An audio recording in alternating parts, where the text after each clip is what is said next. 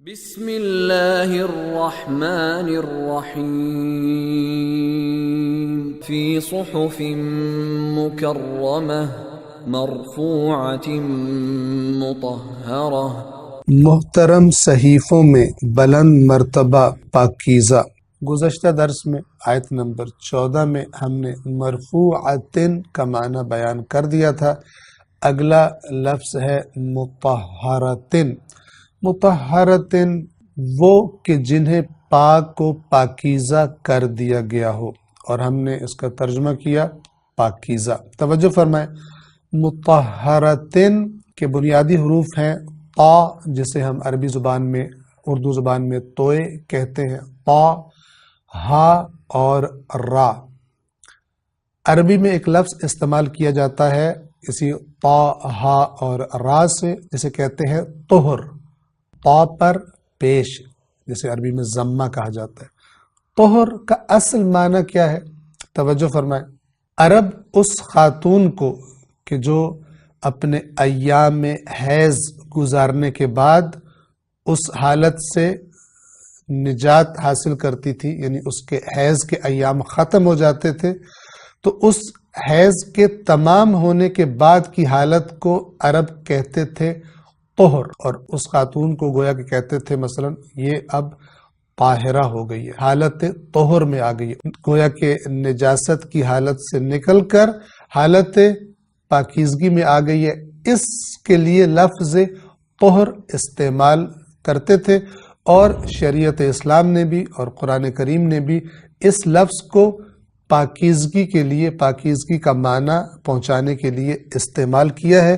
توجہ فرمائیے، طا، ہا اور را یعنی طہارت، یعنی پاکیزگی۔ پاکیزگی کا معنی واضح ہے، البتہ یاد رکھیے کہ قرآن کریم میں جب لفظ طہارت آیا ہے، یا طا، ہا اور را سے بنے ہوئے الفاظ آئے ہیں، جن میں سے ایک یہی اسی سورہ عبس کی آیت میں آیا مطہرۃ، تو بعض جگہوں پر جسمانی اور مادی نجاست مراد ہے، لیکن اکثر جگہوں پر قرآن میں جرم اور گناہ، باطل، لغو اور بیہودہ، یہ نجاستیں مراد ہیں۔ جھوٹ مثلا نجاست ہے، حق کے مقابلے میں باطل، یہ اسے قرآن کریم نجاست قرار دیتا ہے۔ قرآن مجید پاک ہے سے کیا مراد ہے؟ یعنی قرآن مجید میں باطل کا گزر نہیں ہو سکتا۔ اور یہاں جو وہ صحیفے جن میں قرآن کریم فرشتے لے کر آتے ہیں، ان صحیفوں کی صفت کیا بتائی جا رہی ہے؟ مرفوعۃ، بلند ہے، وہ بلند مرتبہ ہے، اور مطہرۃ یعنی ان کو پاک و پاکیزہ کر دیا گیا۔ کس نجاست سے پاک کیا گیا ہے؟ توجہ فرمائیں، اس عالم میں یہ ہماری دنیا کی مادی نجاستیں وجود نہیں رکھتی، نہ وہ عالم مادی ہیں کہ وہاں پر مادے سے مربوط، مثلا ہم کہتے ہیں کہ خون نجس ہے یا دیگر نجس اشیاء ہیں، وہاں پر یہ نجاستیں وجود نہیں رکھتی۔ تو پھر کیوں کہا جا رہا ہے کہ مطہرۃ، پاکیزہ ہے؟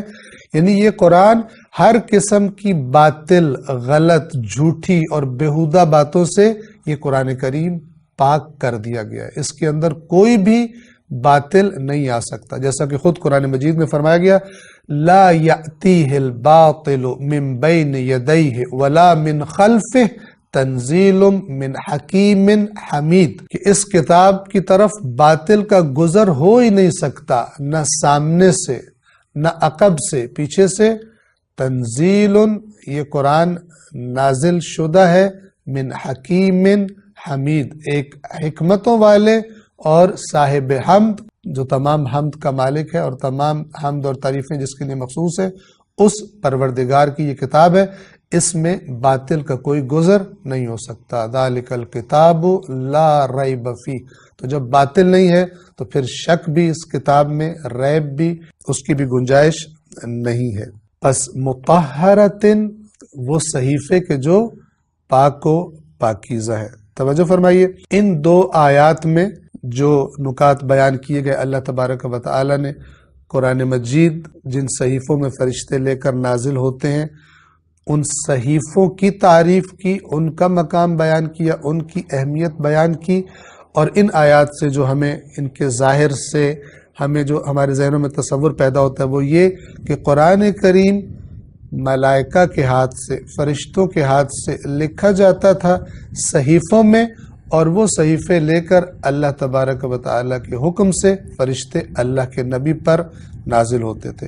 اور دوسری بات جو ہم نے آپ سے عرض کی کہ مطہرتن، یاد رکھیں اس سے یہاں پر کیا مراد ہے؟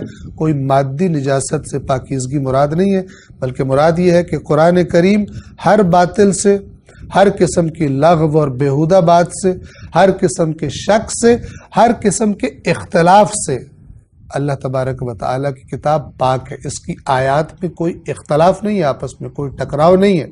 اور خود قرآن فرماتا ہے وَلَوْ كَانَ مِنْ عِنْدِ غَيْرِ اللَّهِ، اگر یہ قرآن اللہ کے علاوہ کسی اور کے پاس سے آیا ہوتا لَوَجَدُوا فِيهِ اخْتِلَافًا كَثِيرًا، اتنے اس میں قواعد بیان کیے گئے، اتنے قوانین بیان کیے گئے، اتنی باتیں کی گئی، اتنی مثالیں دی گئی، اتنے سالوں کے دوران یہ قرآن مجید نازل ہوا، تو اگر یہ اللہ کی طرف سے نہ ہوتا، کسی بشر کی طرف سے ہوتا، تو پھر اتنی مدت میں کوئی تھوڑا سا نہیں، تم بہت سارا اختلاف پاتے۔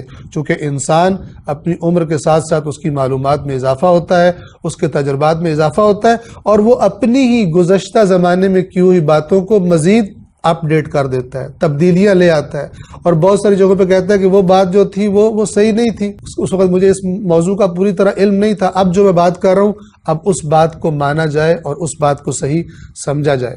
لیکن یہ کتاب اللہ کی کتاب ہے، اگر اللہ کی کتاب نہ ہوتی تو پھر تم اس میں بہت سارا اختلاف پاتے۔ تو توجہ فرمائیے، مطہرۃ مرفوعۃ کیا مراد ہے؟